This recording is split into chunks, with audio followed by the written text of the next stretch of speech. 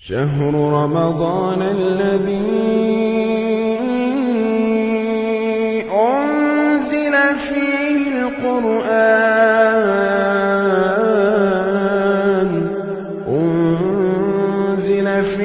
القرآن هدى للناس وبينات من الهدى والفرقان.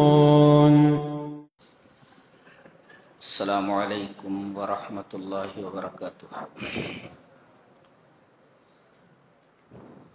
اعوذ باللہ من الشیطان الرجیم.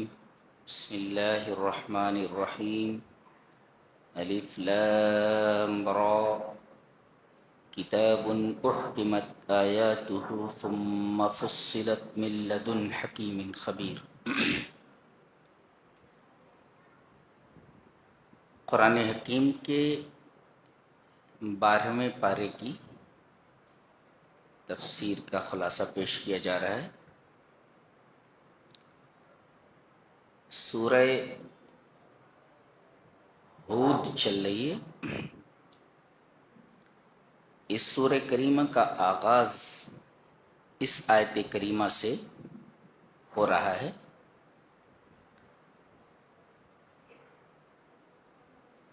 کتاب احکمت آیاتہ ثم فصلت من لدن حکیم خبیر.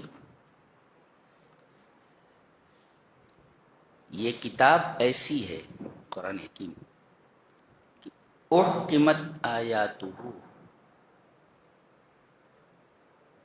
اس کی تمام آیات محکم کی گئی. الاحکام ای الاتقان. احکام کی مثال یہ لے لیں کہ جیسے کوئی مستری دیوار بناتا ہے تو اس میں ہر اینٹ کو مناسب جگہ پر رکھتا ہے. اسی طرح وہ کسی اینٹ کو ٹیڑھا نہیں رکھتا، بالکل سیدھا رکھتا ہے. اور پھر اینٹیں رکھنے کے بعد دیوار میں کہیں رخنا، کہیں سوراخ نظر آتا ہے تو اس کو مسالے سے بھر دیتا ہے اور پھر اس کے اوپر پلاسٹر کر دیتا ہے. اب یہ دیوار محکم ہو گئی. ایسے ہی اس کتاب کے الفاظ اس طریقے سے منظم کیے گئے ہیں کہ کسی لفظ کو ہٹا کر اس کا مرادف لفظ اگر رکھ دیا جائے تو معنی وہ ادا نہیں ہوگا جو اللہ تبارک و تعالی بتانا چاہتا ہے.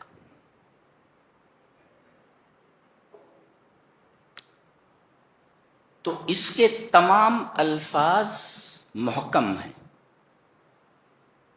بڑے سلیقے سے ان کو چن کر کے رکھا گیا ہے. جی، اور پھر جو الفاظ ہیں ان کے اندر جو معانی ہیں، معانی بھی بہت ہی زبردست ہیں. اس طرح لفظاً اور معنن، صورتاً اور معنن یہ کتاب اللہ تبارک و تعالی نے نازل فرمائی ہے. تو ایک ہیں الفاظ اور ایک ہے ان کی تفصیل.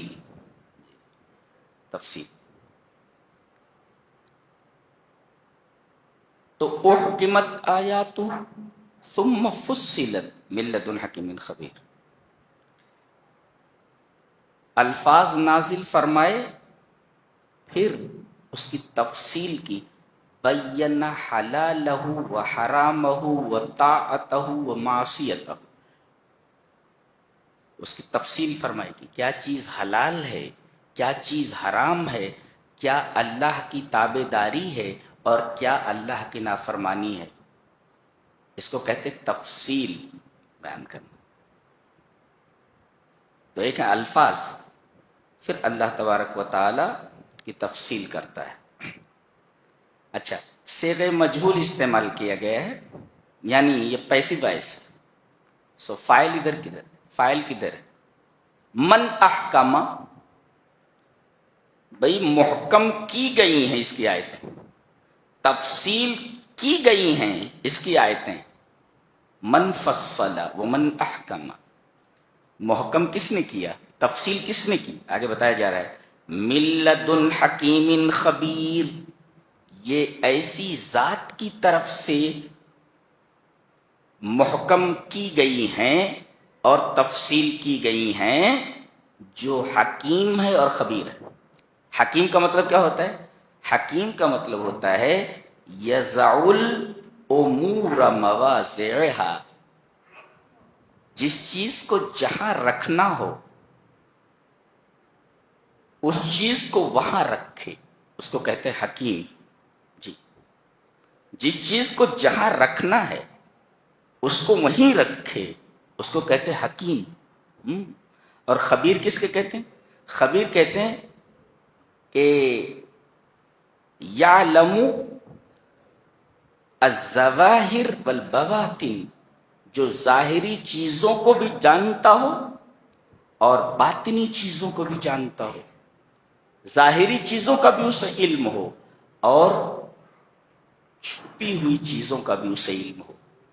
یہ ہے حکیم اور خبیر کا معنی. اچھا، اب بتایا جا رہا ہے کہ یہ کتاب کس لیے بھیجی گئی ہے، یہ الفاظ اور ان کے معانی کی تفصیل کیوں کی گئی ہے. کہتے ہیں اس کی بنیادی وجہ یہ ہے، اس کا بنیادی سبب یہ ہے کہ اللہ تعبدوا الا اللہ، کہ اللہ کے علاوہ کسی کی عبادت نہ کرو. پتہ یہ چلا کہ قرآن حکیم کے نزول کا مقصد اولین توحید کو پیش کرنا ہے کہ اللہ کے علاوہ کسی کی عبادت نہ کی جائے. جو لوگ یہ سمجھتے ہیں کہ قرآن حکیم کے علاوہ دوسری کتابوں کے اندر توحید موجود ہے اور قرآن حکیم کو دیکھنے کی ضرورت نہیں ہے، ایسے لوگ جاہل ہیں اور جن کو یہ چیز بتائی جا رہی ہے ان کو غلط روٹ کے اوپر ڈالا جا رہا ہے. قرآن حکیم جس طریقے سے توحید کو پیش کرتا ہے، دنیا کی کوئی کتاب اس انداز سے توحید کو پیش نہیں کر سکتی. تو اس کتاب کے نزول کا مقصد اولی بتایا گیا، اللہ تعبدوا الا اللہ، اللہ کے علاوہ کسی کی عبادت نہ کرو. اور اننی لکم منہ نذیر و بشیر، اور میں تمہارے لیے اللہ کی طرف سے ڈرانے والا ہوں اور خوشخبری دینے والا ہوں. یہ ہے اتباع رسول. ہاں، گویا نزول قرآن کا مقصد اولین توحید ہے اور رسالت. اللہ کے علاوہ کسی کی عبادت نہ کرو اور اتباع کرو تو صرف رسول کی اتباع کرو. یعنی اگر رسول کے قول اور فعل کے مقابلے میں دنیا کے کسی بڑے سے بڑے آدمی کا قول اور فعل آ جائے تو وہ ہمارے لیے حجت نہیں ہے. کیوں؟ یہ دیکھیے، اننی لکم، میں تمہارے لیے، من ہو، اس کی طرف سے. یہ اس کی طرف سے کون ہے؟ رسول کے علاوہ. گویا کہ اللہ نے اپنے رسول کو بھیجا ہے کہ میرے اس رسول کی اتباع کی جائے. یہ منہو کا لفظ بڑا عجیب ہے، یہ دنیا میں کسی انسان پر فٹ نہیں ہوتا ہے. اللہ نے اپنی طرف سے صرف جناب محمد الرسول اللہ صلی اللہ علیہ وسلم کو بھیجا ہے. تو ترجمہ کیا ہوا؟ بے شک میں، اننی لکم تمہارے لیے، منہو اس کی طرف سے،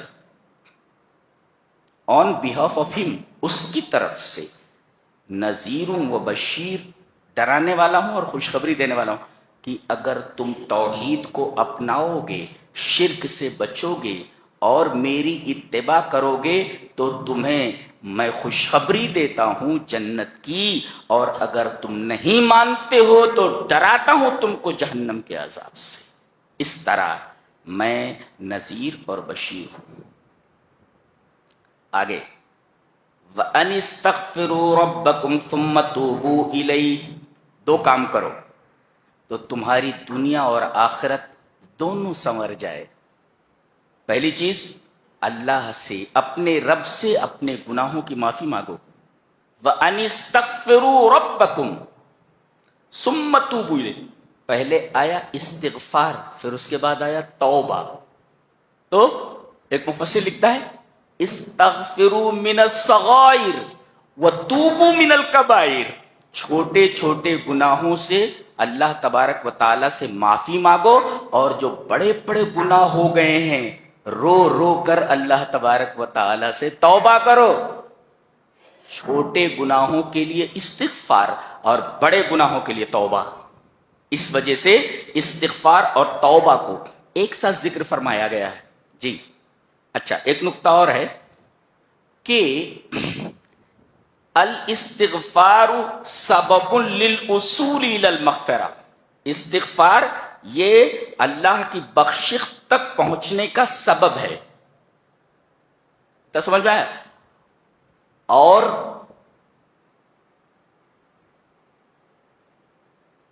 اگر کوئی آدمی استغفار تک پہنچ، استغفار یہ سبب للوصول الی المغفرہ، اگر کوئی آدمی استغفار کرے تو یہ استغفار اسے بخشش تک پہنچا دے گا. یعنی استغفار آدمی کرے تو وہ بخش دیا جائے گا، یہ ہے. اچھا، پھر استغفار پہلے لایا گیا، جی توبہ کو بعد میں لایا گیا. تو لماذا تقدمت ذکر الاستغفار، یہ استغفار کو پہلے کیوں لایا گیا؟ یہ بتانے کے لیے کہ استغفار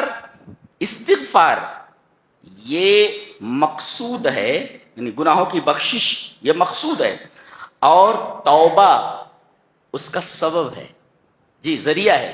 اور پہلے غرض مقصود کو رکھا گیا اور بعد میں اس کے سبب کو ذکر فرمایا گیا، یوں لایا گیا. اچھا، اگر کوئی آدمی اللہ سے معافی مانگے اور توبہ کرے، فائدہ بتایا جا رہا ہے. یمتعکم متاعا حسنا الی اجل مسمی. اجل مسمی کا مطلب موت تک میں تمہیں متاع حسن سے نوازوں گا. متاع حسن تمہیں ملے گا. یہ متاع حسن کیا ہوتا ہے؟ ایک مفسر لکھتا ہے القناعۃ بالموجود وترک الحزن علی المفقود. جو ہے اس پر آدمی مطمئن ہو اور اس کے پاس جو نہیں ہے اس پر اسے غم نہ ہو. دیٹ از کالڈ متاع حسن. یہ دولت جس کو مل جائے کہ جو اس کے پاس ہے اس کے اوپر وہ سیٹسفائیڈ ہو، اور جو نہیں ہے اس پر غم نہ کرے کہ مجھے نہیں ملا وہ میں دکھی ہو جاؤں. ہاں، تو یہ چیز اللہ عطا کرنے والا ہے اس کو. یمتعکم متاعا حسنا، اور یہ بہت بڑی دولت ہے. قناعت کی دولت دنیا کی سب سے بڑی دولت ہے، ورنہ آدمی کا پیٹ کہاں بھرا ہے. نبی کریم صلی اللہ علیہ وسلم نے ارشاد فرمایا کہ اگر ابن آدم کو 2 وادیاں سونے کی مل جائیں تو لبتغى ثالثا، تو تیسری بھی چاہے گا کہ وہ وادی بھی مل جائے. ارے 2 وادیاں بھر کر سونا مل گیا ہے، اب تیسری کائے کے لیے چاہ رہا ہے. گویا کہ انسان کے اندر اللہ تبارک و تعالی نے مال کی خواہش ایسی رکھی ہوئی ہے، ہاں، تو کہیں جا کر اس کی تمنا ٹھہرتی نہیں ہے، اس کی ایک آرزو پوری ہوئی نہیں کہ دوسری آرزو اس کے سامنے سر اٹھا کر کھڑی ہو جاتی ہے. یہ بھی ہونا چاہیے، یہ بھی ملنا چاہیے، وہ بھی ملنا چاہیے، اور زندگی بھر حیران و پریشان رہتا ہے. جی سعدی رحمہ اللہ نے بڑی اچھی بات کہی ہے کہ روتے تنگ بیک نانتے ہی پر گردت، اور نعمت روی زمیں پر نکونت دیدے تنگ، کہ خالی انتڑی ایک روٹی سے بھر جاتی ہے مگر لالچی کی آنکھ کو دنیا بھر کی دولت بھی نہیں بھر سکتی. تو یہ لالچ بڑی خطرناک چیز ہے. خالی انتڑی ایک روٹی سے بھر جاتی، لیکن لالچی کی آنکھ کو پوری دنیا کی دولت مل کر کے نہیں بھر سکتی. رودا کہتے ہیں انتڑی کو فارسی میں. رودے تنگ بیک نانتے ہی پر گردت، نعمت روئے زمیں پر نکنت دیدے تنگ. تو اللہ جسے قناعت کی دولت عطا کر دے کہ جتنا ملا ہے اس پر سیٹسفائیڈ ہو جائے، مطمئن ہو جائے، اور جو کچھ نہیں ملا ہے اس پر غم نہ کرے. یہ اتنی بڑی دولت ہے کہ اس سے بڑی دولت اور کوئی نہیں ہو سکتی. تو اللہ فرما رہا ہے ہم تم کو متاع حسن دیں گے، یعنی قناعت کی دولت سے نوازیں گے. کب تک؟ الی اجل مسمى، موت تک، پیدائش سے لے کر موت تک. اچھا اور کیا؟ وَيُؤْتِ كُلَّ ذِي فَضْلٍ فَضْلَهُ. تو دنیا میں متاع حسن، اور مرنے کے بعد جب ہمارے پاس آؤ گے تو ہر ذی فضل کو اپنا فضل عطا کروں گا. یہ ذی فضل کون ہوتا ہے؟ ذی فضل کسے کہتے ہیں؟ کہتے ہیں کہ من زادت حسناتہ علی سیئاتہ، جس کی بھلائیاں اس کی برائیوں سے زیادہ ہو جائیں. جس کی بھلائیاں برائیوں سے زیادہ ہو جائیں تو ایسا آدمی ذی فضل ہے. تو ایسے آدمی کو جو ذی فضل ہو، جس کی نیکیاں اس کی برائیوں سے زیادہ، ہم اسے اپنا فضل عطا کریں گے. فضل الجنہ. تو دنیا میں متاع حسن قناعت، اور آخرت میں جنت. کرنا کیا ہے؟ اللہ سے اپنے گناہوں کی معافی مانگنا، استغفر اللہ، اور گناہوں سے توبہ کرنا. اتنی بڑی بات کہی ہے.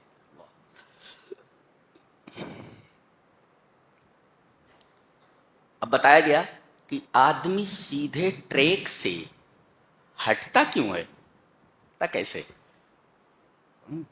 بتایا گیا کہ روزی نہ ملنے کی وجہ سے اس کی خواہش کے مطابق آدمی پٹری سے ہٹ جاتا ہے. دیکھیے آیت کریمہ دیکھیں، ہم اس پر بحث کرنا چاہیں گے. وَمَا مِن دَابَّةٍ فِي الْأَرْضِ إِلَّا عَلَى اللَّهِ رِزْقُهَا. زمین میں جتنے بھی چلنے والے جاندار ہیں سب کی روزی ہمارے ذمہ ہے. یہاں عربی گرامر کا ایک قاعدہ ہے کہ اگر کسی نکرہ کے اوپر من آ جائے، یعنی نکرہ ہے اور اس کے پہلے من ہو اور اس کے پہلے ما نافیہ ہو، تو ہوا ابلغ الصیغ العموم، تو عموم کا سب سے بلیغ صیغہ مانا جاتا ہے. نہیں سمجھے؟ مطلب اس کا یہ ہوا کہ کوئی بھی زمین پر چلنے والا جاندار اس کے باہر نہیں ہے. ایون معمولی ایک جرثومہ، ایک چھوٹا سا کیڑا، وہ بھی اس میں داخل ہے. یعنی ہم کیڑوں تک کون کا رزق پہنچاتے ہیں. ہاں تو ایک ہے علم اور ایک ہے قدرت. اللہ یہ بتا رہا ہے کہ مجھے معلوم ہے کہ کون بھوکا ہے، معلوم ہے، یہ علم ہے. اور یہ معلوم ہونے کے بعد کہ کون بھوکا ہے وہاں تک روزی پہنچا دینا، یہ ہماری قدرت ہے. گویا کہ اللہ تبارک و تعالی کے علم کامل اور اس کے قدرت کاملہ کو یہاں بیان کیا گیا ہے.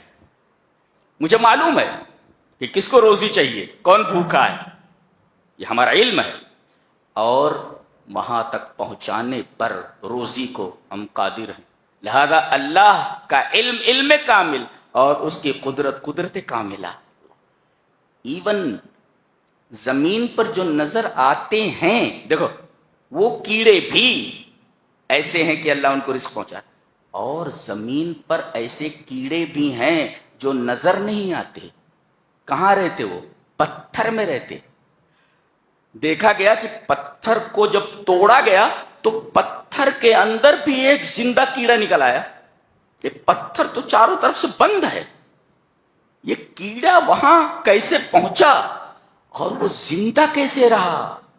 صفی اورنگ آبادی نے بہت خوبصورت شعر کہا ہے، کہا کہ کسی کا رزق رک سکتا نہیں خلاق اکبر سے، کسی کا رزق رک سکتا نہیں خلاق اکبر سے، صفی پتھر کے کیڑے کو غذا ملتی ہے پتھر سے۔ اللہ تبارک و تعالی پتھر کے اندر بھی کیڑے کو، جو دکھائی نہیں دے رہا انسانوں کو لیکن اللہ دیکھ رہا ہے، پتھر کو توڑا گیا تو کیڑا نکل آیا، کون پال رہا ہے اس کو؟ وہ تو نظر ہی نہیں آ رہا تھا، پتھر کے اندر تھا۔ اللہ اس کیڑے تک غذا پہنچاتا ہے۔ یہ جو شعر میں نے صفی اورنگ آبادی کا پڑھا ہے، اس نظم کا ایک اور خوبصورت شعر ہے، بات آ گئی ہے تو آپ تک پہنچا دیتا ہوں۔ ہمیں محبوب کو اپنا بنانا تک نہیں آتا، بولتے ہمیں محبوب کو اپنا بنانا تک نہیں آتا، بنانے والے آئینہ بنا لیتے ہیں پتھر سے۔ کیا بات ہے، اللہ اکبر۔ ہمیں محبوب کو اپنا بنانا تک نہیں آتا، بنانے والے آئینہ بنا لیتے ہیں پتھر سے۔ یہ اس نظم کا ایک خوبصورت شعر ہے، جس نظم کا یہ شعر تھا جو کیڑے کے رزق پر دلالت کرتا ہے۔ تو وَمَا مِن دَابَّةٍ فِي الْأَرْضِ إِلَّا عَلَى اللَّهِ رِزْقُهَا، زمین پر چلنے والے تمام جانداروں کی روزی کی ذمہ داری ہمارے اوپر ہے۔ علامہ مغامسی ایک بہت بڑے مفسر ہیں عرب کے، وہ ایک بڑی اچھی بات لکھتے ہیں، کہتے ہیں کہ اللہ پر کوئی چیز لازم نہیں ہے، کوئی چیز اس کے اوپر واجب نہیں، کوئی چیز لازم نہیں۔ یہ جو لازم کرنا ہے، ہذا الزام فضل لا الزام واجب، اللہ تبارک و تعالی اپنی مہربانی کی وجہ سے اس کو اپنے اوپر لازم کر لیتا ہے، اس کے اوپر واجب نہیں ہے۔ بندوں پر مہربانی کی وجہ سے اپنے اوپر اس کو لازم کر لیتا ہے، ورنہ کوئی اس کے اوپر کوئی چیز لازم نہیں کر سکتا، تو مختار ہے وہ، اسے مجبور نہیں کیا جا سکتا کہ یہ تمہیں کرنا ہی ہے۔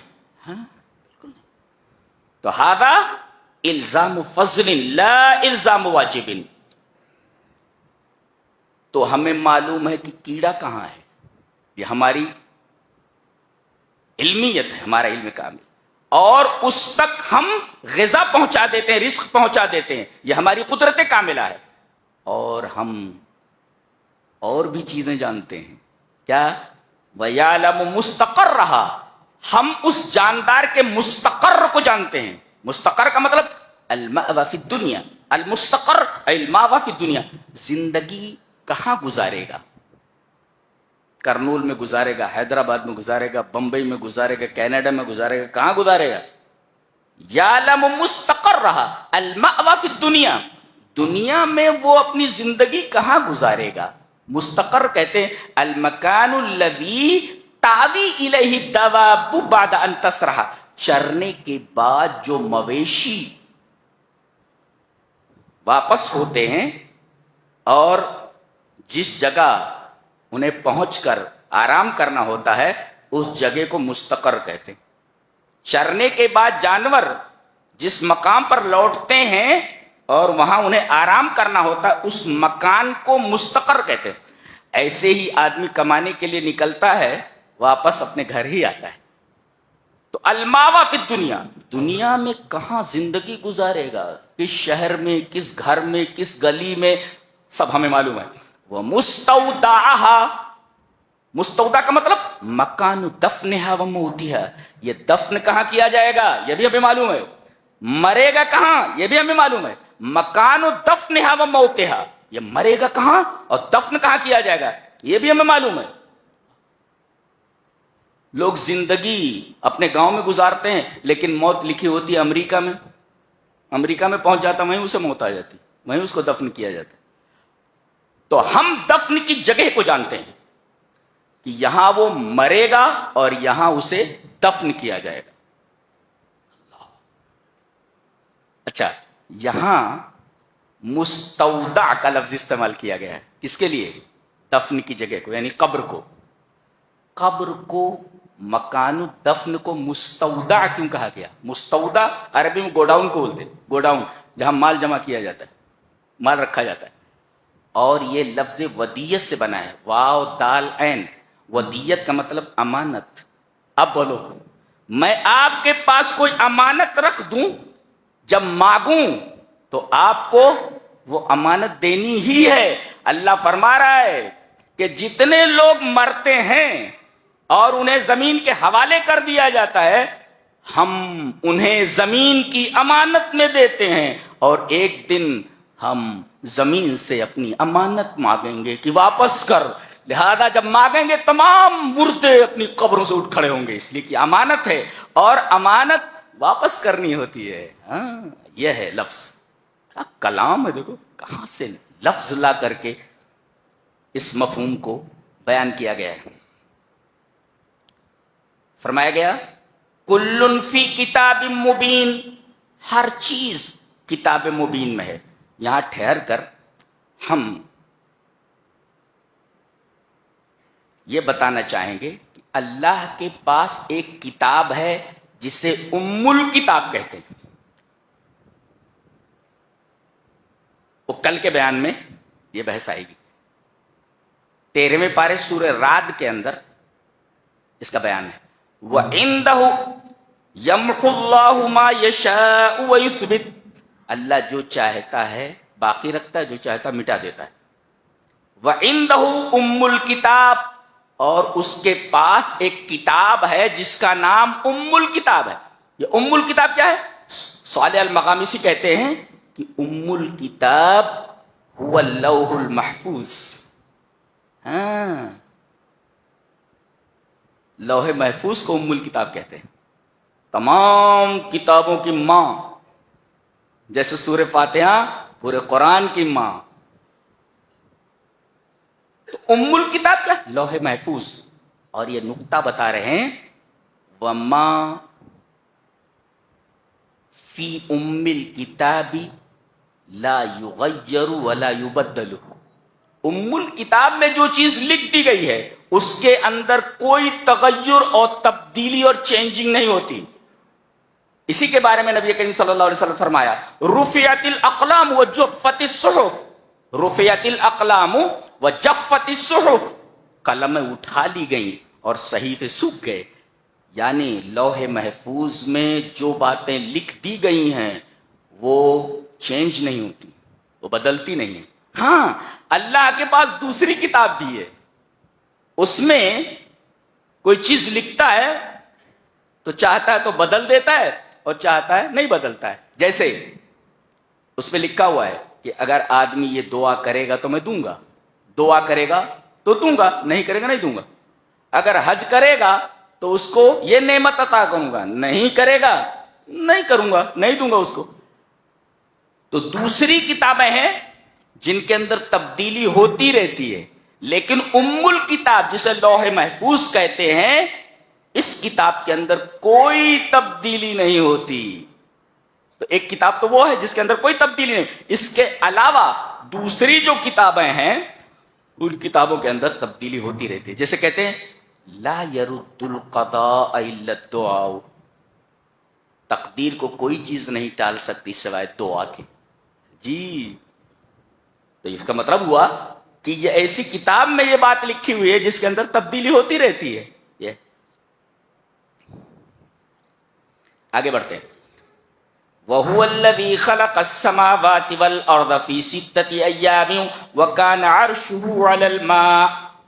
دیکھو یہاں پر پہلے یہ بتایا گیا کہ آسمانوں اور زمینوں کو بنایا، پیدا کیا اس نے۔ اچھا کتنے دنوں میں؟ فی ستۃ ایام، 6 دنوں میں۔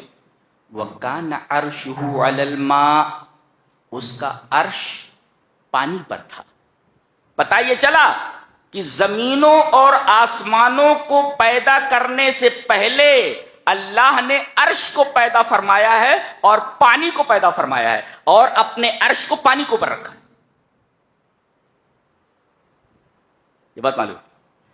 اللہ نے زمینوں اور آسمانوں کی تخلیق سے پہلے عرش کو پیدا فرمایا، عرش مخلوق ہے، اچھا، اور پانی کو پیدا فرمایا اور عرش کو پانی پر رکھا۔ وَكَانَ عَرْشُهُ عَلَى الْمَاءِ، اس کا عرش پانی پر تھا۔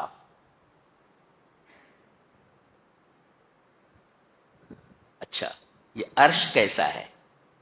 عرش کے سامنے کرسی ہے، یہ کرسی کیا ہے؟ بولے یہاں اللہ کے دونوں قدموں کے رکھنے کی جگہ ہے۔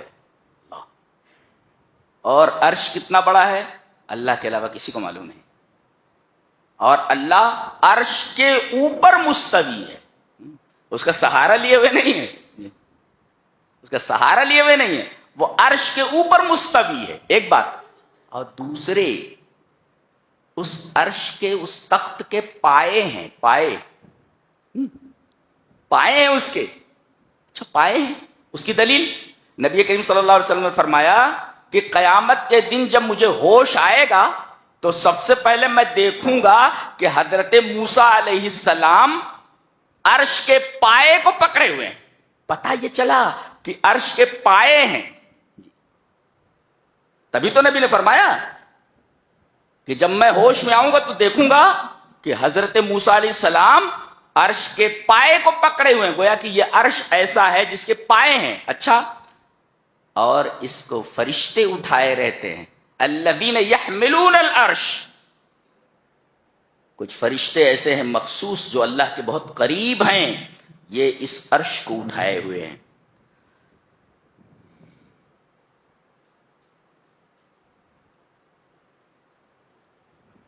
ان تمام معلومات کو ذہن میں رکھ کر کے آگے بڑھیں۔ اللہ فرما رہا ہے کہ صبر کی 2 قسمیں ہیں، الصبر صبران، صبر کی 2 قسمیں، ایک صبر المنع، ایک ہے صبر المنح۔ عربی بھی کتنی ریچ لینگویج ہے۔ صبر کی 2 قسمیں، صبر المنع اور ایک ہے صبر المنح۔ منع یمنع کا مطلب روک لینا، نہ دینا، اور منح کا مطلب ہے عطا کرنا، دینا۔ تو اللہ کسی چیز کو روک لے، نہ دے، بندے کو صبر کرنا چاہیے، اور کوئی نعمت عطا کر دے جی تو اس پر بھی صبر کرنا چاہیے۔ اچھا، اللہ تبارک و تعالی نعمت لے لے تو صبر کرنا چاہیے، اور نعمت دے دے تب بھی صبر کرنا چاہیے۔ ان دونوں میں مشکل کیا ہے؟ کون سا صبر مشکل ہے؟ نعمت ملنے کے بعد صبر کرنا یہ بہت مشکل ہے۔ آدمی پیسہ پانے کے بعد طرح طرح کے گناہوں میں مبتلا ہو جاتا ہے، پھر ارمان نکالنے لگتا ہے، وہ اپنے دل کے ارمان، اپنے بیٹے کے ارمان، نہ جانے کون کون سے ارمان نکالنے لگتا ہے۔ تو نعمت ملنے کے بعد سنبھلنا اور شریعت پر قائم رہنا مشکل ہوتا ہے، بالمقابل اس کے کہ اللہ نعمت کو چھین لے اور آدمی اس پر صبر کرے۔ تو صبر کی 2 قسمیں ہیں، الصبر صبران، صبر المنع لے لینا دے کر، اور ایک ہے دے دینا، دونوں پر آدمی کو صبر کرنا چاہیے۔ یہ سب وہ بتایا گیا، پہلے پڑھ لیتے ہیں۔ وَلَئِنْ أَذَقْنَا الْإِنسَانَ مِنَّا رَحْمَةً ثُمَّ نَزَعْنَاهَا مِنْهُ، ہم انسان کو کسی نعمت سے روشناس کرتے ہیں، نعمت عطا کرتے ہیں، ثُمَّ نَزَعْنَاهَا مِنْهُ، پھر ہم اس سے اس کو چھین لیتے ہیں، تو انہو لیئوس کفور، تو مایوس ہو جاتا ہے اور ناشکری کرنے لگتا ہے. یہ دیکھو، جبکہ اسے صبر کرنا چاہیے. ہاں اچھا، آگے فرمایا گیا وَلَئِنْ أَذَقْنَاهُ نَعْمَاءَ، اور جب ہم اسے نعمتوں کا ذائقہ چکھاتے ہیں، بعد ضراء مَسَّتْهُ، تکلیف کے بعد جو اس کو پہنچی ہے، تو لَيَقُولَنَّ، تو کہتا ہے ذَهَبَ السَّيِّئَاتُ عَنِّي، ارے برائیاں سب میرے پاس سے چلی گئی. إِنَّهُ لَفَرِحٌ فَخُورٌ، پھر وہ فخر کرنے لگتا ہے اور نازاں ہو جاتا ہے. یہ دیکھو انسان کی فطرت بیان کی گئی. تو ایک ہے صبر صبر منع، اور ایک ہے صبر صبر منع ہے. تو آدمی کو نعمت ملے تو شکر کرے، اور نعمت چھین جائے تو صبر کرے. مومن کا معاملہ دونوں حالتوں میں بڑا اچھا ہے. نعمت مل جائے تو شکر کرے، اور نعمت چھن جائے تو صبر کرے. شکر کے بارے میں ہے لَإِن شَكَرْتُمْ لَأَزِيدَنَّكُمْ وَلَئِن كَفَرْتُمْ إِنَّ عَذَابِي لَشَدِيدٌ. شکر ادا کرو گے تو نعمتیں بڑھیں گی، جی، اور صبر کرو گے تو ان اللہ مع الصابرین، اللہ صبر کرنے والوں کے ساتھ ہے. تو صبر کرتا ہے تب بھی فائدہ ہے، اور شکر کرتا ہے تب بھی فائدہ ہے. یعنی مومن کی 5 انگلیاں گھی میں اور سر کڑھائی میں، جی، فائدے ہی فائدے ہیں اس کے. اچھا یہاں دیکھو ایک بات کہی گئی، ہم نعمتوں کو چکھاتے ہیں، ہاں کھلاتے نہیں کہا. ہاں گویا یہاں جتنی نعمتیں انسان کو عطا کی جا رہی ہیں وہ سب چکھنے کے درجے میں ہے. ٹو ٹیسٹ اونلی، صرف چکھ رہا ہے. کھینچنا پورا سب جنت میں ہے، کھینچ پوری کی پوری جنت میں ہے. یہاں جتنی بھی نعمتیں ہیں سب چکھنے کو ٹیسٹ کے درجے میں. گویا یہ ایک دنیا آخرت کا شو روم ہے.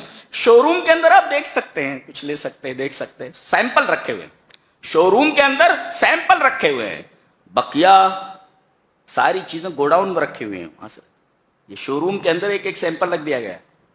تو گویا کہ دنیا یہ آخرت کا شو روم ہے. یہاں جو بھی نعمتیں عطا کی جاتی ہیں سب ذوق کے درجے میں، چکھنے کے درجے میں. صرف دونوں جگہ ازقنا استعمال کیا، ہم چکھاتے ہیں. اچھا کوئی بتائے گا کہ آخری ٹیسٹ کس چیز کا ہوتا ہے؟ دنیا میں تمام نعمتوں کو چکھتا ہے اور بتا دیتا ہے کہ اس کا ٹیسٹ ایسا ہے، لیکن ایک ذائقہ ایسا ہے کہ چکھنے کے بعد اس کا ٹیسٹ نہیں بتا سکتا، وہ ہے موت کا ذائقہ. کل نفس ذائقۃ الموت. ہاں اس کا ذائقہ نہیں بتا سکتا چکھنے کے بعد. بقیہ دنیا کی جتنی بھی نعمتیں ہیں چکھتا بتا دیتا ہے اس کا ذائقہ ایسا ہے. کیسی کتاب ہے، کیسا لگ رہا ہے آپ کو؟ بڑی اچھی جاندار کتاب ہے نہیں؟ اللہ اکبر. یہاں ایک چیلنج دیا گیا ہے، کہا گیا کہ تم کہتے ہو کہ یہ قرآن محمد کا کلام ہے صلی اللہ علیہ وسلم. آج کل بھی لوگ کہتے ہیں محمد نے جو ہے صلی اللہ علیہ وسلم، انہوں نے یہ کتاب گڑھ لی ہے اور اللہ کی طرف منسوب کر دیا ہے. یہ وہ لوگ بولتے ہیں جو عربی کے عین سے واقف نہیں ہیں، جن کو زندگی میں کبھی توفیق نہیں ہوئی کہ قرآن حکیم کو ترجمے کے ساتھ پڑھ لیں. سنی سنائی باتیں بولتے رہتے ہیں.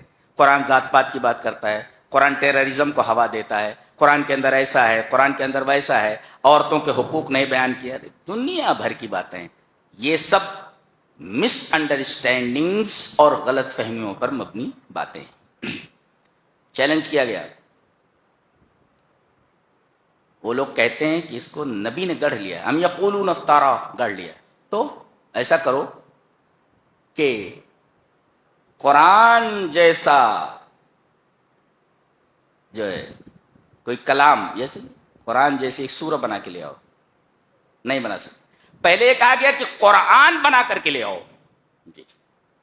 پھر یہ چیلنج دیا گیا، چلو پورا قرآن نہیں بنا سکتے، 10 سورتیں بنا لو. بے اشر سور، اشر من 10، 10 سورتیں بنا کر دیا. وہاں 10 سورتیں بنانے کا چیلنج دیا گیا. الفاتو بے اشر سور مثلی، قرآن جیسی 10 سورتیں بنا کر لاؤ. پہلے کہا گیا قرآن جیسا کلام بنا کر کے لاؤ. نہیں بنا سکتے تو 10 سورتیں بنا کر کے لاؤ. اب پہلے پارے میں کہا گیا فاتو بے سورت من مثلی، ایک سورت بنا کر کے لاؤ. اور آخر میں سورہ طور کے اندر کہا گیا فلیاتو بے حدیث مثلی، ایک سینٹینس بنا کر لاؤ. نہیں بنا سکتے. پورا قرآن نہیں بنا سکتے، 10 سورتیں نہیں بنا سکتے، ایک سورت نہیں بنا سکتے، ایک سینٹینس نہیں بنا سکتے. اور یہ چیلنج آج بھی برقرار ہے. تمام اعتراضات ختم کرو نا، تمام جھگڑے ختم کرو، سیدھے سے ایک سورہ بنا کر کے لے آؤ. دیکھو ہم نے قرآن کے اس چیلنج کو قبول کر دیا، قرآن جھوٹ بولتا ہے. ہمت ہے، اوقات ہے، بنا کر بتاؤ. دوسری باتیں چھوڑو، مدے پر آؤ. مدعا یہ ہے کہ قرآن اگر یہ اللہ کا کلام نہیں ہے تو تم ایک جملہ بنا کر کے لاؤ. پوری دنیا کے جتنے بھی بڑے علماء ہیں، سائنٹسٹ ہیں، جو اپنے آپ کو علم والا کہتے ہیں اور جنہیں اپنی زبادانی کامل پر ناز ہے، وہ آئیں اور ایک سینٹنس بنا کر دکھائیں. سارا معاملہ ختم ہو جائے نا. ادھر ادھر کیوں بھاگتے ہو؟ ایک جملہ بنا کر کے لے آؤ. یہ دیکھو ہم نے قرآن سے اچھا ایک جملہ، قرآن جیسا ایک جملہ بنا دیا ہے، بات ختم ہو جائے. ایسا ہے ویسا ہے، وہ فضول باتیں ہیں، فضول باتیں. آخر میں چونکہ قرآن کا تذکرہ آیا، اب بتایا جا رہا ہے کہ الامور الاربعۃ شواہد علی صدق القرآن. 4 چیزیں ایسی ہیں جو قرآن کے سچے ہونے پر، کہ یہ منزل من اللہ ہے، اللہ کا کلام ہے، اس کی سچائی کے اوپر دلیل ہیں اور شاہد ہے. شاہد مانے گواہ. گواہ وہ 4 چیزیں کیا ہیں؟ اس آیت میں بیان کیا گیا. یعنی الامور الاربعۃ شواہد علی صدق القرآن، قرآن کے سچے ہونے پر اور اللہ کی طرف سے نازل ہونے پر گواہ ہے، شاہد.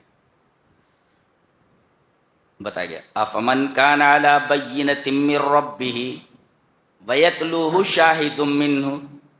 ایک گواہ تو جبرائیل ہے جو یہ کلام لایا ہے محمد صلی اللہ علیہ وسلم کے اوپر، ایک.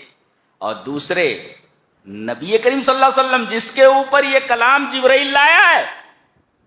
تو یہ ایک گواہ یہ ہوئے، کون؟ جبرائیل اور جناب محمد رسول اللہ صلی اللہ علیہ وسلم. وَمِن قَبْلِهِ کتاب موسیٰ،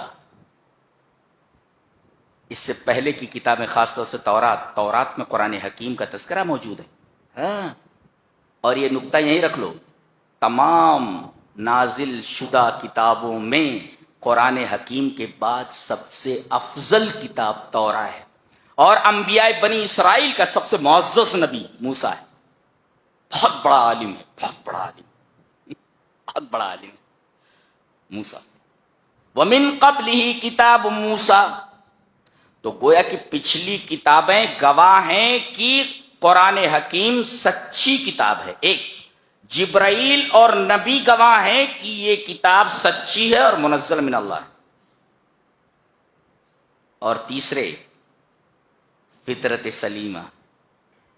اگر آدمی کی فطرت فاسد ماحول میں رہ کر خراب نہ ہوئی ہو اور اس کی فطرت سلیم ہوئی تو ایسا معلوم ہوگا جیسے قرآن کی ہر آیت اس کی فطرت کی آواز ہو. گویا کہ فطرت، اور وہ بھی فطرت سلیمہ، گواہ ہے کہ یہ کلام اللہ کا کلام ہے، یہ کسی انسان کا کلام نہیں ہو سکتا. اور چوتھا گواہ خود قرآن ہے. اس کی گواہی کیسی ہے؟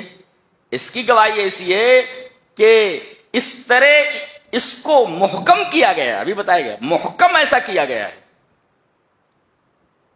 دیوار بنائی گئی ہے، اینٹیں رکھی گئی ہیں، کوئی اینٹ ٹیڑھی نہیں ہے اور کہیں سوراخ نہیں ہے. اشارہ اس بات کی طرف ہے کہ قرآن کے آگے سے، پیچھے سے، دائیں سے، بائیں سے باطل گھس ہی نہیں سکتا، اس لیے کہ ہول ہی نہیں ہے، پورا پلاسٹر کر دیا گیا ہے. اسی کو کہتے ہیں احکام الاتقان. جی اللہ، قرآن حکیم کا اعزاز ہے اس کا. اس اعزاز کو اعجاز کی وجہ سے ہم مانتے. قرآن معزز ہے اس لیے کہ معجز ہے. اس کی گفتگو کا جو انداز ہے عام گفتگو سے بالکل الگ ہے. اس کو سمجھنے کے لیے پورا سبجیکٹ پڑھایا جاتا ہے جس میں کم ہی لوگ تھارو ہوتے ہیں. بلاغت اس کو بولتے ہیں، جس کے 3 شعبے ہیں: علم المعانی، علم البیان، علم البدیع.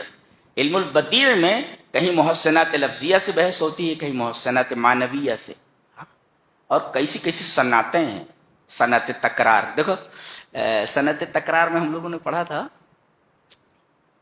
پتا پتا بوٹا بوٹا حال ہمارا جانے ہے، جانے نہ جانے گل ہی نہ جانے باغ تو سارا جانے ہے. یہ ہے صنعت تکرار. دیکھیں صنعت تکرار، پتا پتا ریپیٹ ہے، بوٹا بوٹا جانے نہ جانے، اس کو کہتے ہیں صنعت تکرار. جی، اور اس طریقے کی ہزاروں صنعتیں ہیں. ایک صنعت اور سنا دیتا ہوں جس کو کہتے ہیں صنعت تضاد. جو آ کے نہ جائے وہ بڑھاپا دیکھا، جو جا کے نہ آئے وہ جوانی دیکھی. جو آ کے نہ جائے وہ بڑھاپا دیکھا، اور جو جا کے نہ آئے وہ جوانی دیکھی. اللہ، جوانی یہ اللہ کی بہت بڑی نعمت ہے. نوجوانوں کو چاہیے کہ اپنی جوانی کا ایک ایک لمحہ دین کے لیے وقف کریں. اللہ تبارک و تعالیٰ جوانی کے ایک ایک لمحے کے بارے میں پوچھنے والا ہے. تو گویا کہ 4 امور یہاں ایسے ہیں جو قرآن حکیم کی سچائی کے اوپر شاہد ہیں. جبرائیل اور نبی، ایک لا رہا ہے اور ایک کے اوپر لا رہا ہے. اور دوسرے پچھلی کتاب، خاص طور سے تورات. نمبر 3 فطرت سلیمہ. اگر فطرت آدمی کی خراب نہیں ہوئی، قرآن پڑھنے لگے سمجھ کر کے، تو ایسا معلوم ہوگا جیسے کہ فطرت یہی ساری چیزیں چاہتی ہے اور یہ فطرت کی آواز ہے. اور چوتھے خود قرآن گواہ ہے کہ میں اللہ کا کلام ہوں. اللہ اکبر. قرآن کی خود کی گواہی ہے. الشاہد نفس، خود قرآن، القرآن نفس، قرآن خود منزل من اللہ اور اپنی صداقت کی کھلی ہوئی دلیل. یہ 4 امور. اس کے بعد یہ ذہن میں رکھیں کہ اس سورہ کریمہ میں، سورہ ہود میں 6 پیغمبروں کے قصے بیان کیے گئے ہیں. حضرت نوح، حضرت صالح، حضرت لوط، حضرت شعیب، حضرت موسیٰ، حضرت صالح. یہ 6 دیکھ لینے سے. سب سے پہلے قصہ بیان کیا جا رہا ہے حضرت نوح کا. 950 برس تک اس شخص نے، کتنی پیڑھیاں آج گزر جائیں، تقریباً 17 پیڑھیاں گزر جائیں گی. کتنی بڑی عمریں ہوا کرتی تھی. 950 برس تک رات دن یہ اپنی امت کو اللہ کی توحید کی طرف بلاتا رہا. اللہ نے فرمایا وما آمن معہ الا قلیل. 950 برس کا جو رزلٹ ہے، جو نتیجہ ہے، اس کے بارے میں فرمایا تھوڑے لوگ. وما آمن معہ الا قلیل، لٹل یعنی ویری لٹل، تھوڑے، بہت تھوڑا. یہ نتیجہ ہے 950 سال. اور اس قدر شرک ان کی رگ رگ میں بس گیا تھا کہ توحید ان کی سمجھ میں نہیں آتی تھی. گویا کہ یہ شرک ان کی جین میں، ان کے ڈی این اے میں گھس چکا تھا، داخل ہو چکا تھا. ان کے ڈی این اے میں گھس گیا تھا. 950 برس تک یہ شرک کو پالے رہے اپنے دلوں میں، یہاں تک کہ شرک ان کے ڈی این اے میں اور ان کی جین میں داخل ہو گیا. تبھی تو نوح کی دعا ہے کہ اللہ رب لا تذر علی الارض من الکافرین دیارا انک ان تذرہم یضل عبادک ولا یلدوا الا فاجرا کفارا. یہ شرک تو ان کے جین میں گھس گیا ہے. ان سے پیدا ہوں گے تو وہی مشرک ہی پیدا ہوں گے، لہذا روئے زمین پر ان کا ایک بھی آدمی بچنا نہیں چاہیے. کتنی خوفناک دعا ہے. اللہ تبارک تعالی نے فرمایا ٹھیک ہے تو ایک کشتی بنا لو، جو تھوڑے بہت لوگ ایمان لائے ہیں، کچھ جانور وانور ہیں سب اس میں رکھ لو، اس لیے کہ ہم پانی کا عذاب ڈالنے والے ہیں ان کے اوپر. پانی کا عذاب آیا، سب ڈوب کر مر گئے. اور جتنے کشتی پر سوار تھے تھوڑے سے، ان کی اولاد ہم ہیں، یہ جو بیٹھے ہوئے ہیں. ہاں، ہم انہی کی اولاد ہیں. کتنے مقدس لوگ تھے وہ جو کشتی پر سوار تھے. ذریۃ من حملنا مع نوح انہ کان عبدا شکورا. اللہ، ہم انہی کی اولاد ہیں جو بچے ہوئے تھے، ایمان والے تھے.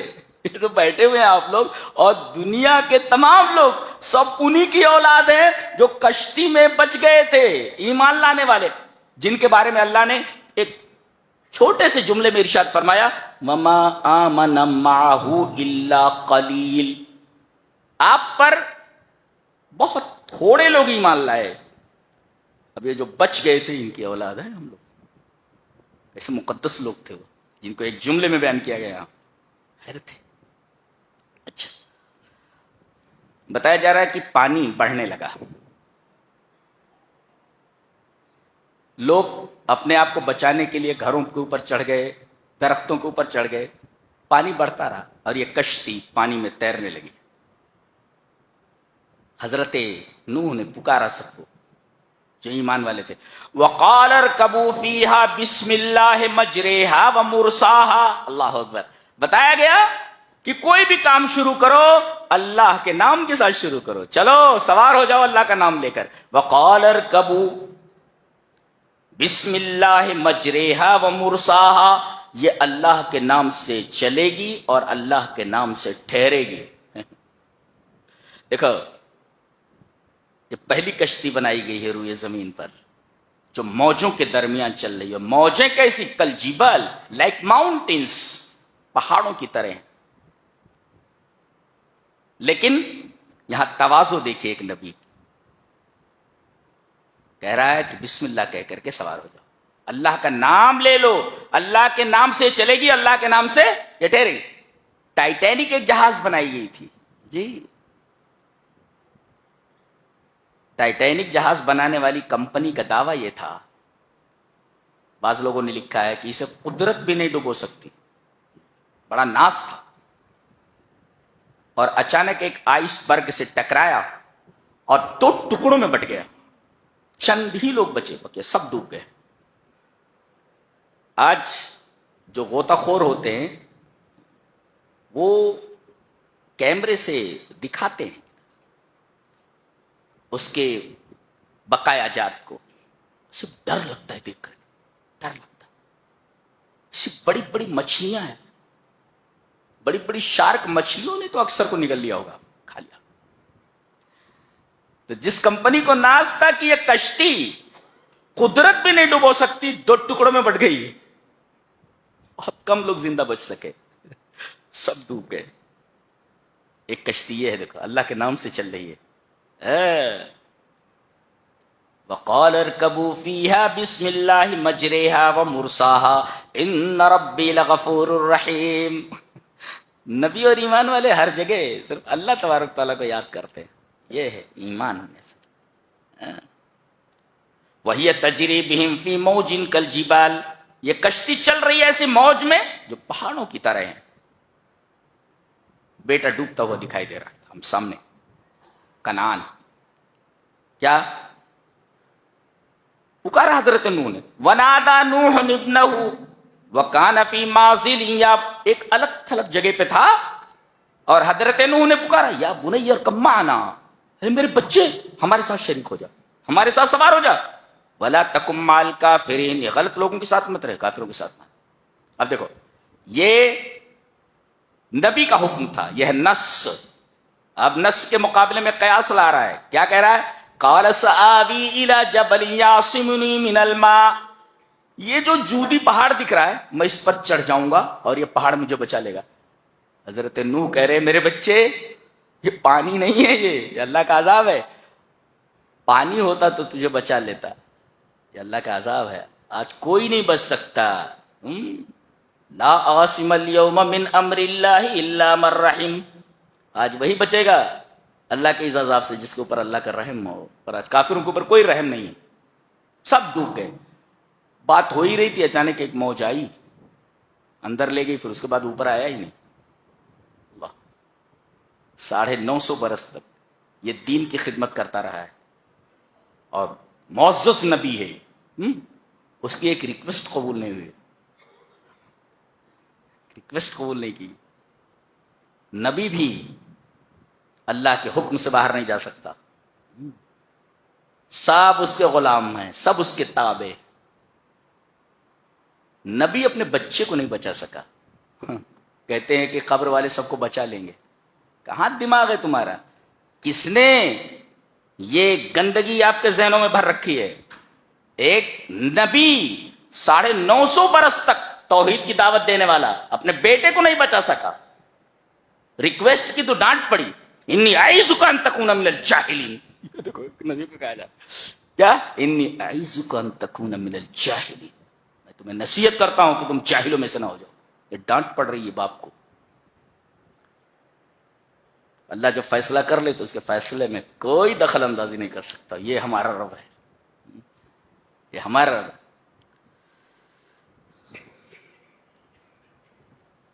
جو ایمان لائے ان کو بچا لیا گیا, جو انکار پر قائم رہے صفحہ ہستی سے حرف غلط کی طرح مٹا دیا گیا. پتہ نہیں کہاں گئے سب, نہیں کہاں گئے, نکل لیے سب.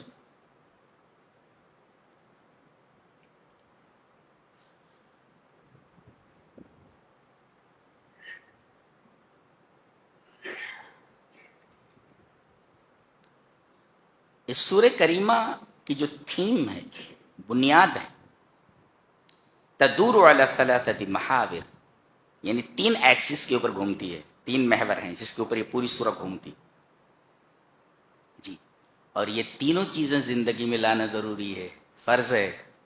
بتایا گیا فاستقم کما امرت, ہاں یہ بتایا گیا یہاں پہ کہ کیا کیا چیزیں کرنی ہیں آپ کو جی. اور یہ تینوں چیزیں ہیں. فاستقم کما امرت ومن تاب معك ولا تطغوا انه بما تعملون بصير ولا تركنوا الى الذين ظلموا فتمسكم النار وما لكم من دون الله من اولیاء ثم لا تنصرون. اللہ غور سے دیکھیں, اس لیے کہ ہمیں وہ تینوں چیزیں اپنی زندگی میں لانی ہے. سو لسن ٹو می اٹینٹیولی, غور سے دیکھیں مجھے. فاستقیم, صراط مستقیم پر جمے رہو. ایک فاستقیم اے فاستقیم علی الصراط المستقیم, جمے رہو, ہٹنا نہیں. اور دوسروں کو اس راستے پر آنے کی دعوت دیتے رہو. ایک چیز ہوئی صراط, یہ استقامت ہے. چلیے استقامت کی تعریف حضرت عمر نے کیا کی ہے دیکھ. قال عمر, حضرت عمر نے فرمایا کہ فاستقم علی الامر والنہی ولا تروغ روغان الثعلب, کہ اللہ نے جو حکم دیا ہے اور جس سے منع کیا ہے اس کے اوپر جم جاؤ, اس پر استقامت برتو. جو حکم دیا ہے کرو, منع کیا رک جاؤ.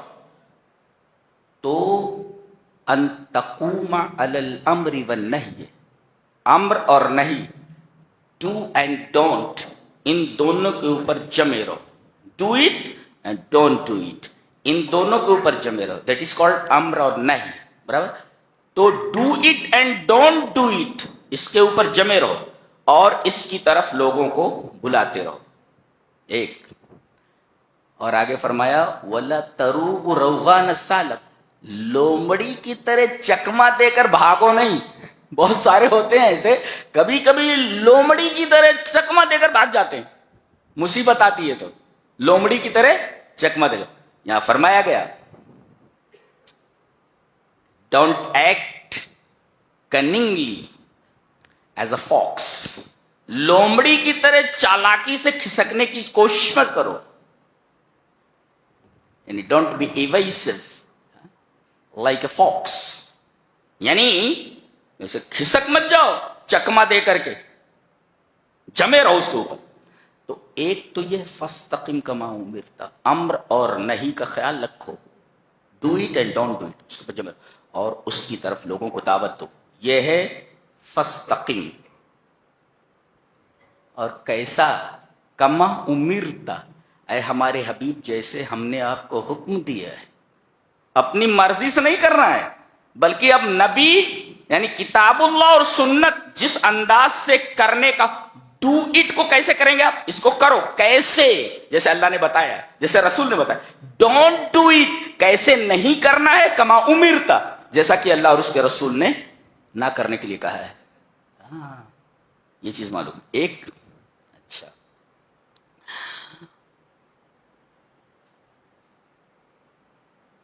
اور فرمایا گیا وَلَا تَطْغَوْا، اور طغیان اختیار مت کرو۔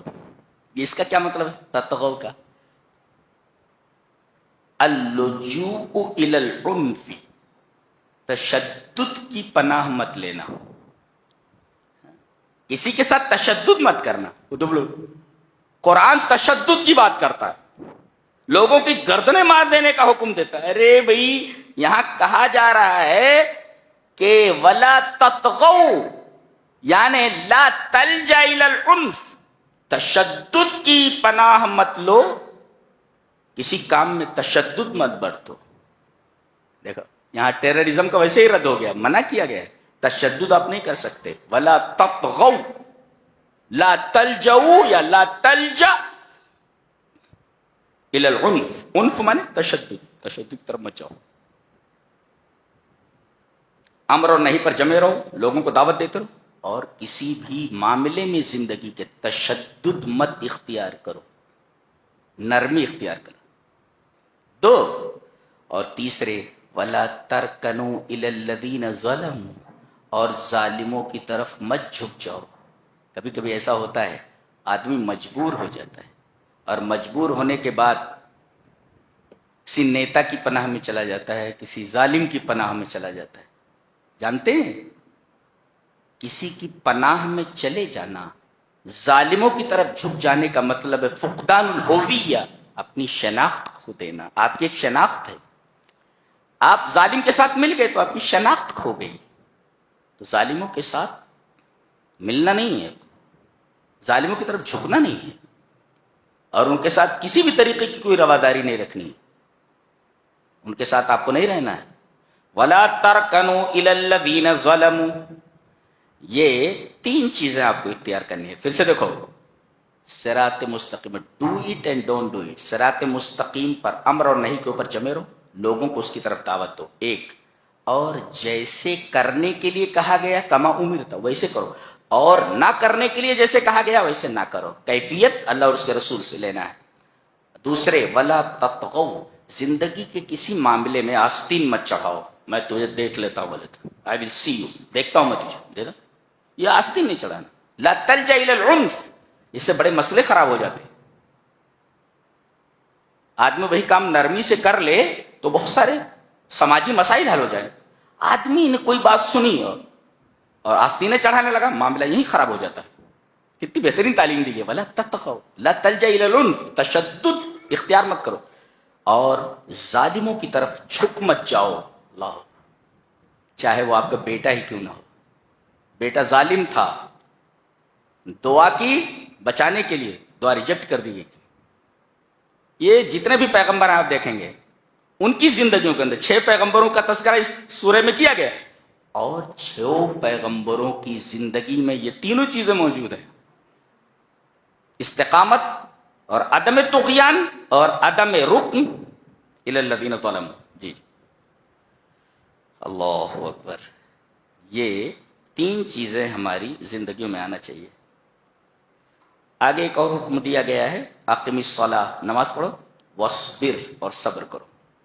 ایک مفسر اس پہ لکھتا ہے کہ ان الاوامر افردت للنبی صلی اللہ علیہ وسلم فاستقم اصبر اقم الصلاۃ، جہاں کرنے کا حکم دیا گیا ہے وہاں نبی کریم صلی اللہ علیہ وسلم کو تنہا خطاب کیا گیا ہے، آپ صبر کیجئے، آپ نماز قائم کیجئے، آپ استقامت برتیے۔ لیکن جب کہا گیا لا تطغوا، سرکشی مت کریں آپ، اور ولا ترکنوا الی الذین ظلموا، تو اس میں خطاب امت کو کیا گیا ہے، نبی کو خطاب نہیں کیا گیا، اس لیے کہ نبی کہاں طغیان کرتا ہے، نبی سے کہاں سرکشی سرزد ہوتی ہے. ہاں یہ بڑی بات ہے کہ الاوامر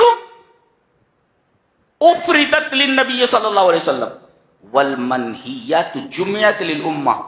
اور جہاں کسی چیز کو منع کیا گیا، جیسے نہ کرو نہ کرو نہ کرو، تو اس میں امت کے لیے جمع لایا گیا، لا تطغوا. نبی کو خطاب نہیں کیا گیا. یہاں مقام رسول معلوم ہوتا ہے کہ نبی کریم صلی اللہ علیہ وسلم کی کیا عظمت ہے اللہ کی نگاہ میں، اور ہمیں نبی کریم صلی اللہ علیہ وسلم سے کتنا پیار کرنا چاہیے، کتنی محبت کرنی چاہیے. بتایا گیا اللہ نے منع کرنے والا جو خطاب تھا وہ آپ کی طرف نہیں کیا ہے، صرف امر کا خطاب آپ سے کیا ہے. اس کے بعد سورہ یوسف شروع ہوتی ہے. یہ سورہ آگے چلی جا رہی ہے جس پر ہم کل بحث کریں گے. اس سورہ میں آپ دیکھیں گے کہ یہ ایک بہترین قصہ ہے، احسن القصص، جو ایک خواب سے شروع ہوتا ہے اور خواب کی تعبیر پر ختم ہو جاتا ہے. 12 بیٹے ہیں، ان میں سب سے خوبصورت یہی ہیں. کون؟ حضرت یوسف. انہوں نے خواب دیکھا تھا اور باپ نے کہا کہ میرے بچے یہ خواب بھائیوں سے مت بیان کرنا، کسی سے بیان مت. کیا مطلب؟ بعض لوگ اتنے حاسد ہوتے ہیں کہ آدمی کی ملی ہوئی نعمت تو چھوڑو، آدمی کے خوابوں سے حسد کرتے ہیں. یہ نکتہ رکھو ذہن میں کہ اتنا اچھا خواب کیسے دیکھا اس نے. ایسے بھی حاسد پائے جاتے ہیں کہ آدمی کو ملی ہوئی نعمتیں ان پر تو حسد کرنا تو ایک طرف، آدمی کے اچھے خوابوں سے بھی آدمی حسد کرتا. عجیب بات ہے. اچھا ہے، یہ بڑے پیار سے بول رہے ہیں حضرت یوسف. اذ قال یوسف لأبیہ یا ابتی، ابو بول رہے ہیں. مفسرین نے لکھا ہے کہ ماں باپ کو جب خطاب کرو، بات کرو، تو بڑی نرمی اور بڑے پیارے لہجے میں بات کرو، ان سے ڈانٹ کر بات نہیں کرنا ہے. والدین کے ساتھ جب بات کرو تو بڑے ادب کے ساتھ، بڑی نرمی کے ساتھ بات کرو. تم کو اجازت نہیں ہے اونچی آواز سے بات کرنے کی، اور بڑے پیارے انداز میں بات کیجیے. ابو بڑی محنتوں سے پالا ہے انہیں، کیا کیا نہیں کیا ہے باپ نے تمہارے لیے. اور ماں وہ تو ایک عجیب مخلوق ہے. ماں اپنی محبت ظاہر کر دیتی ہے، باپ ظاہر نہیں کرتا. باپ ظاہر نہیں کرتا اس محبت کا. ایک سایہ دار درخت بن کر کے دھوپ سہتا رہتا ہے مگر اپنے بچوں کو دھوپ نہیں لگنے دیتا. بہت عظیم نعمت ہوتا ہے باپ، عظیم نعمت ہوتا ہے. وہ ایسا ہوتا ہے اسے سب معلوم ہوتا ہے بیٹے کو کیا چاہیے، اس کے انتظام میں لگ جاتا ہے، بولتا نہیں ہے. ماں اپنی محبت کا اظہار کر دیتی ہے، باپ اپنی محبت کا اظہار نہیں کرتا. میں نے کہا بھی تھا کہ بچے کا فون آیا ہے، کہیں پڑھ رہا ہے، ماں نے فون اٹھایا ہے، بات کر رہا ہے، باپ پیچھے کھڑا ہو کر سن رہا ہے. بولے بیٹے سے بول دو پیسہ بھیج دیتا ہوں، ٹینشن مت لے. باپ، ان دونوں میں فرق یہ ہے کہ ماں اپنی محبت ظاہر کر دیتی ہے، باپ اپنی محبت ظاہر نہیں کرتا. لہذا آپ کیسے ان سے اسی آواز میں بات کر سکتے ہیں؟ حضرت یوسف کو دیکھیے، یہ قال یوسف یا ابتی، اے ابو. ہاں بیٹا بولو. پہلے میں نے دیکھا ہے کہ 11 ستارے ہیں اور چاند اور سورج ہیں، مجھے سجدہ کر رہے ہیں. ارے لا تقصص، اے میرے بچے یہ خواب اپنے بھائیوں سے بیان مت کرنا. لا تقصص رویا کا لا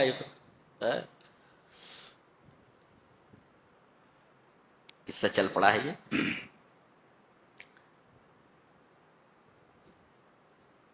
چلیے تفصیل سے کل ہم بحث کرتے ہیں. یہ تھا 12ویں پارے کا خلاصہ. اللہ ہمیں نیک عمل اور اچھی سمجھ کی توفیق عطا فرمائے. وآخر دعوانا الحمد للہ رب العالمین.